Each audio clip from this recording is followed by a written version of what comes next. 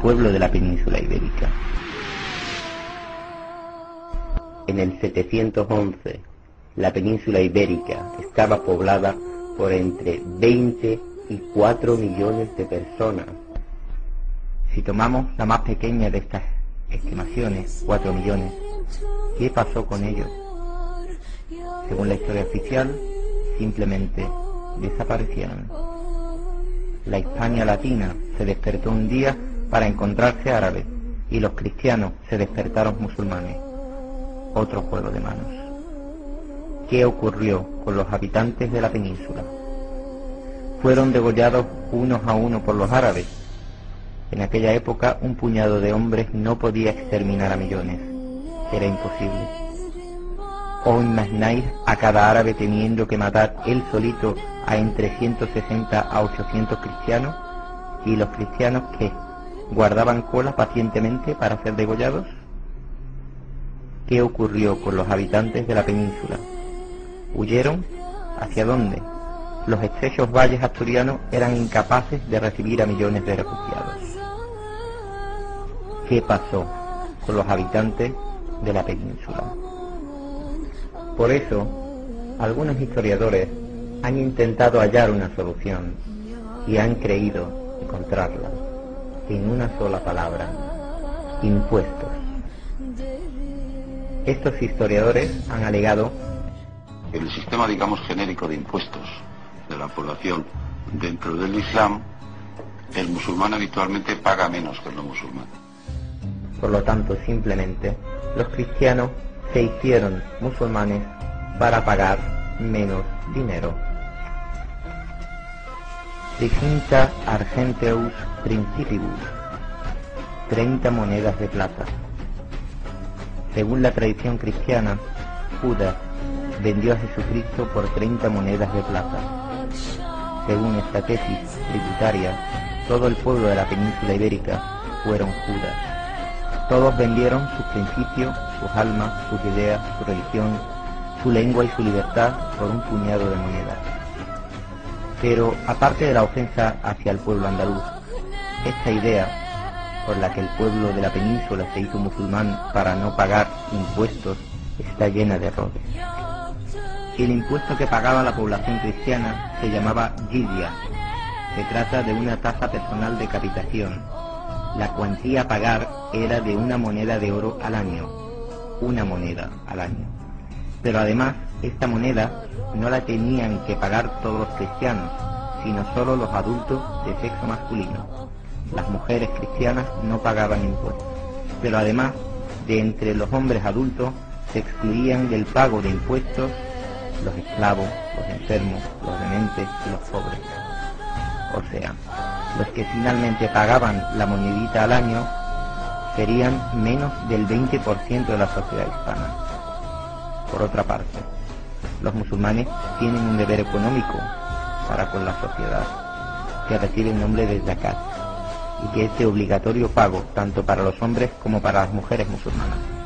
La cuantía a pagar por los musulmanes es del 2,5% del capital. Es decir, si un cristiano tuviera un capital de 1000 monedas de oro, tendría que pagar el impuesto de una moneda al año. Un musulmán con el mismo capital tendría que pagar 25 monedas de zakat. Una mujer musulmana tendría que pagar lo mismo. Una mujer cristiana no tendría que pagar nada. Está claro que si lo que interesaba a los cristianos era el dinero, seguro que no se harían musulmanes, puesto que como cristianos pagaban bastante menos impuestos. El que grandes historiadores como Claudio Sánchez Albornoz hayan optado por esta explicación evidencia hasta qué punto molesta a la historia oficial la insistente pregunta: ¿qué ocurrió con la población de la península ibérica? Habrá quien diga, bueno, pues ante la victoria militar de los invasores, la población se convirtió al Islam por la razón que fuere. Pero incluso esta sugerencia no se mantiene, pues ¿de dónde aprendieron el árabe y el Corán? ¿De los invasores? Todas las crónicas históricas coinciden en que los árabes formaban solo un pequeño número dentro del ejército ya minúsculo, y que el grueso de la fuerza militar fueron bereberes, que aún no les había dado tiempo a aprender el árabe ni el islam. De hecho, si hiciéramos caso de la historia oficial, la península ibérica fue islamizada y arabizada antes que el Magreb. Sigue el sinsentido. Y sigue la pregunta: ¿qué ocurrió con los millones que formaban la población de la península ibérica? En vano encontraremos una respuesta satisfactoria a esta pregunta dentro del marco de la historia oficial. Sin embargo, si se supera el complejo del mito de la invasión militar, la respuesta salta a la vista. Sí hubo un proceso de islamización y arabización lento y paulatino durante décadas e incluso siglos, que desembocó en lo que históricamente conocemos como Al-Ándalus. Si no se supera el mito de la invasión árabe, la pregunta seguirá: ¿qué ocurrió con la población de la península?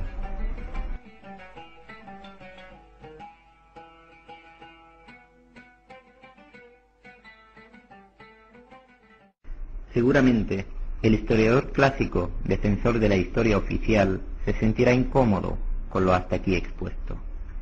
Y a pesar de que la idea de la invasión árabe choca con el más elemental sentido común, seguirá defendiéndola, alegando un puñado de fuentes y referencias históricas. Pero si le echamos un vistazo a estas alardeadas fuentes, nos llevamos a alguna que otra sorpresa. Primera sorpresa: no existen testimonios contemporáneos sobre la invasión de la península por los árabes. Todas, absolutamente todas las fuentes históricas que hablan de la invasión fueron escritas varios siglos después de los hechos. Un acontecimiento tan sonado, tan grande y tan grave, pero sin un solo testigo.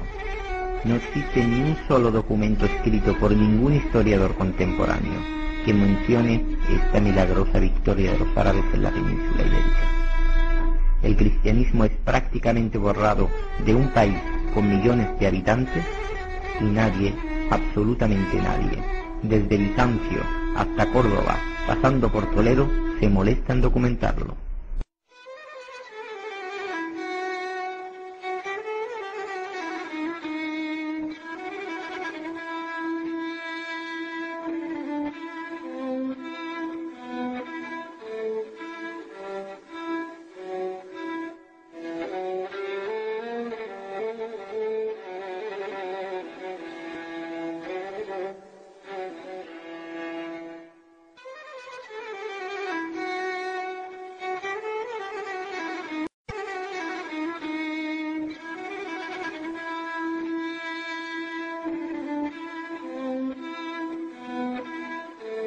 Habrá quien diga: sí, es cierto que los documentos fueron escritos siglos después, pero sin duda había en la península ibérica una tradición oral anterior en la que se hablaba de la invasión. Los historiadores posteriores lo único que hicieron fue recoger las palabras de la boca de la gente y reunirlas por escrito. Parece tentador, pero es una conjetura históricamente falsa. Pues aquí aparece la segunda sorpresa. No existió una tradición oral sobre la invasión árabe anterior a estas crónicas. ¿Cómo podemos estar tan seguros? Las mismas crónicas de la historia clásica nos lo confirman. ¿Cómo? Veamos. Hay unanimidad entre los historiadores clásicos sobre que el bereber Tariq ibn Ziyad y el árabe Musa ibn Nusayr fueron los principales protagonistas de la invasión árabe. La primera fuente histórica que habla de estos dos personajes es el Tarikh, de un autor andaluz, Ibn Habib, escrito en el 891. ¿De dónde obtuvo el autor esta información? ¿De las bocas de los andaluces? No. El propio autor andaluz nos dice que para obtener esta información tuvo que viajar a Egipto para preguntar a sabios egipcios como Abdullah bin Wahb, que dicho de paso nunca pisó la península. Es decir, puesto que la península ibérica nadie sabe de una invasión árabe, ni de un tal Tariq, ni de un tal Musa, nuestro historiador andaluz tiene que viajar nada menos que 4.000 kilómetros hasta Egipto, para enterarse de que fue invadido en su país, algo que hasta entonces ni él ni sus paisanos andaluces sabían. Si hubiera una tradición oral sobre la invasión, ¿para qué se tomaría la molestia Ibn Habib en viajar tan lejos para saber de cómo los árabes le invadieron?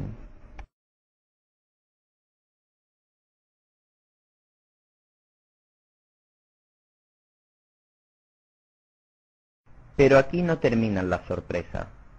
Aún nos queda una más. Tercera sorpresa: el contenido de estas fuentes históricas. Según un gran historiador como Levi Provençal, los relatos que nos dan parecen de una autenticidad sospechosa. La historia clásica apoya todo el peso del mito de la invasión árabe sobre unas crónicas plagadas de historietas y de auténticos disparates. Aquí te damos algunos ejemplos. Observa y disfruta. Aquí sobran las palabras.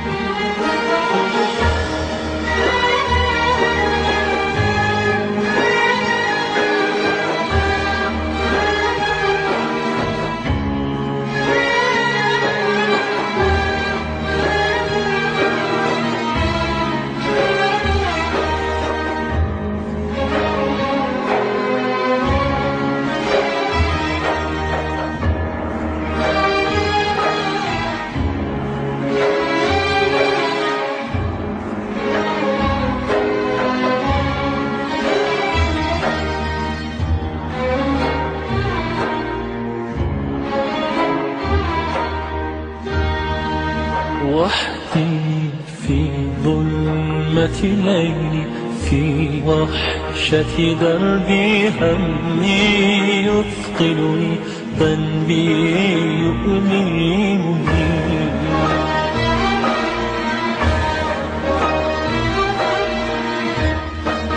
وحدي أدعوك وأرجو من ذنبي أشكو ما لي سواك أنا في حماك فارحم عبدا نجاك يا الله يا الله أنت الرجاء منك هداك يا الله يا الله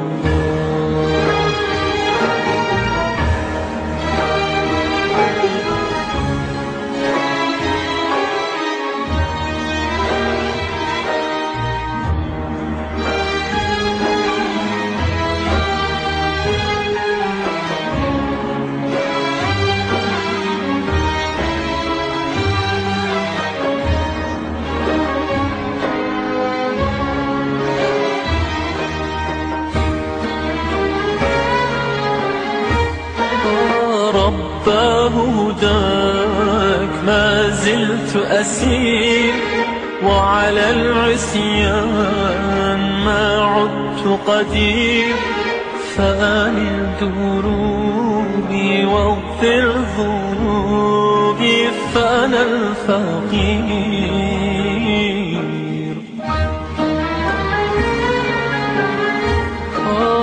قد عاد القلب في الدرب يسير فرحا مشتاقا لله يطير ورجاه رضاك يوم لقاك أنت القدير.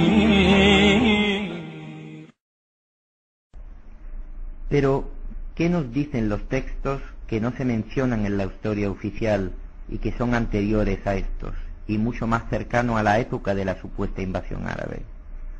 Nos referimos a otros documentos cuya autenticidad es indiscutible. Veamos. Documentos históricos del Papa Adriano I, de Elipando, obispo de Toledo, de San Eulogio, de Álvaro de Córdoba, de Juan de Sevilla. Todos demuestran que los árabes no invadieron la península ibérica.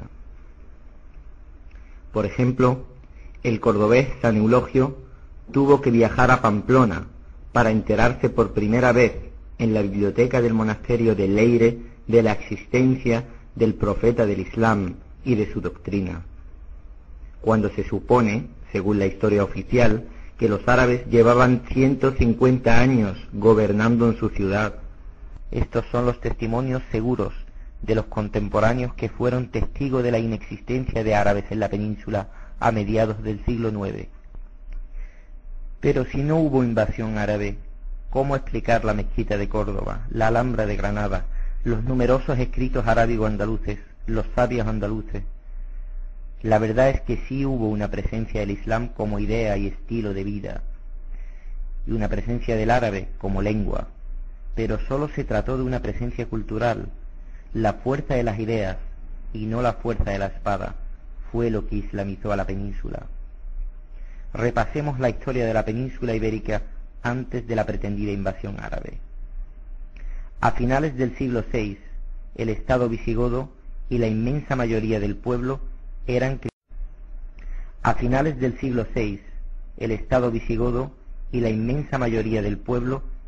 cristianos arrianos. El arrianismo, el cristianismo imperante en la península, fue una poderosa secta fundada por Arrio en el siglo IV, de gran difusión primero en Oriente y luego en Occidente. Fue un movimiento racionalista dentro del cristianismo. El punto fundamental del arrianismo es la negación de la divinidad de Cristo. Para los arrianos, Cristo es un ser humano y nada más que un ser humano. En el año 589, el rey Recaredo se convierte al cristianismo trinitario y el arrianismo es condenado. Hubo sublevaciones por todas partes. Ya no volvió la paz a las tierras hispanas. El estudio de los textos de los concilios de Toledo demuestra que gran parte de la población de la península ibérica siguieron siendo arrianos. Desde el año 700 hasta el 709 gobierna Witiza, un rey godo, contrario a las enseñanzas de la Iglesia católica. Su política favoreció a los cristianos arrianos o unitarios. Tras su muerte impera un desorden total y estalla la guerra civil entre los seguidores de los hijos de Witiza, en su mayoría arrianos, y los otros pretendientes al trono, trinitarios apoyados por los obispos ortodoxos. Son los primeros años del siglo VIII. En una España precariamente unida, el gobierno de los visigodos está desmembrado por las luchas internas entre los tres hijos del difunto rey Witiza y el duque de la Bética, Rodrigo, elevado al trono por los nobles que desean mano firme en los asuntos del Estado y un rey que conserve la unidad nacional. España está absolutamente dividida y Toledo, la capital del reino, es sede de intrigas y conjuras. Los que ven en peligro su victoria no dudan en cruzar el estrecho y pedir allá en las costas de África la ayuda que necesitan para desplazar al que creen un usurpador. Pero ¿quiénes están al otro lado del estrecho? He ahí la pregunta. ¿Quién había al otro lado del estrecho? ¿Los árabes? La propia historia clásica nos dice que Tarek era el gobernador de Tingitana, Tánger, provincia del Marruecos rifeño, que según múltiples fuentes históricas, como las etimologías de San Isidoro, era por entonces provincia de la corona visigoda. Es decir, Tarek era gobernador, asignado por los godos. Hay incluso quien ha sugerido que el propio Tarek era él mismo un godo, como lo indica el sufijo ik, que pertenece a la antigua lengua germánica y significa hijo. Así Tarek sería hijo de Tar, arabizado posteriormente como Tarek. La victoria fue de los unitarios. Poco a poco, los arrianos, en un proceso que había comenzado muchas décadas antes, se fueron aproximando más y más en sus ideas al unitarismo islámico, que coincide en negar la divinidad de Jesús y en el pensamiento racionalista.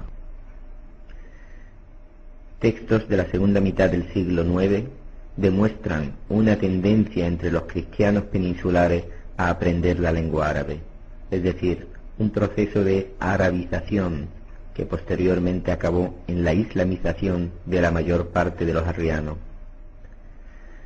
Pero si no hubo invasión militar, ¿cómo conocieron los arrianos de la península los ideales del Islam? Sin duda alguna existían relaciones comerciales entre el mundo musulmán y las costas orientales de la península ibérica, pero además hay pruebas documentadas de una comunicación directa entre musulmanes y arrianos de la península, bastante anterior al año 711. El profeta del Islam, allá por el año 627, envía cartas a los reyes de los principales reinos de su época, Egipto, Persia y a Heraclio, el rey bizantino. La carta dirigida a Heraclio es muy escueta y dice: te invito al Islam, entrégate a la paz y hallarás la paz. Entrégate a la paz y Allah te recompensará doblemente. Si te niegas, cargarás con el error de los arrianos. Es decir, si no aceptas el Islam, serás culpable de que los arrianos no lo conozcan. En un texto tan escueto, donde solo se dice lo necesario, la mención de los arrianos no es casualidad, sino que se les menciona deliberadamente. La carta va dirigida al rey bizantino. Recordemos que Córdoba hasta el año 625 era provincia bizantina. Esta carta demuestra sin lugar a dudas que el profeta del Islam conocía a la secta arriana y la proximidad de sus ideas a los fundamentos unitarios del Islam, y muestra el interés especial que prestaba el profeta en hacerles llegar el mensaje del Islam. Esta carta es de una autenticidad indiscutible. Autores antiguos de enorme prestigio como Bukhari y Muslim, entre otros, la mencionan. Además, copia de la misma fue encontrada y examinada por expertos. En el año 2004, en Xàtiva, en Valencia, en unas excavaciones, es encontrada una lápida mortuoria, escrita en árabe. La lápida incluye versículos del Corán, el nombre del fallecido y, lo más interesante, la fecha del fallecimiento, escrita con letras, el año 27 del calendario musulmán, y que corresponde, oh sorpresa, con el año 647 de la era cristiana. Es decir, esta lápida es una prueba física de que 64 años antes de la pretendida invasión, un musulmán moría en la península y era enterrado, y había quien conocía el Corán y la lengua árabe para hacer la lápida. El fallecido en Valencia fue un contemporáneo del profeta Muhammad, y lo más probable es que fuese su mensajero hacia la península ibérica. Pues en un texto anónimo que prosigue la historia de los godos de San Isidoro, se habla de la historia del profeta del Islam, que según el autor vino a España a predicar sus errores, que puso su púlpito en Córdoba, que San Isidoro envió ministros para detenerlo, pero el profeta prevenido huyó. Obviamente es históricamente erróneo lo de que el profeta del Islam vino a la península ibérica. Sin embargo, no es tan inverosímil que hubiese enviado un emisario en su nombre. Es más, en la lápida de Xàtiva hay un detalle de suma importancia. el nombre del fallecido. Se llamaba Ahmad ibn Fihr. Ahmad es uno de los nombres que le da el Corán al profeta. Ibn significa hijo o descendiente de, y Fihr es el nombre de uno de los abuelos del profeta Muhammad. No es de extrañar que este autor anónimo haya confundido a este emisario con el propio profeta, pues llevaba su mismo nombre, mismo apellido y predicaba su misma doctrina. Esta temprana presencia islámica fue paulatinamente influyendo en los arrianos, que iban haciéndose musulmanes lentamente. Durante el reinado de Witiza, la Iglesia perdió gran parte de su poder, y eso aceleró la islamización, aunque seguiría relativamente lenta. Fue después de la mitad del siglo IX cuando empieza un rápido proceso de arabización e islamización peninsular. Esto explica por qué la literatura arábigo-andaluza no aparece hasta el siglo X. Este es el testimonio de las fuentes históricas. Pero ¿y las piedras? Si las piedras hablaran, ¿qué nos dirían?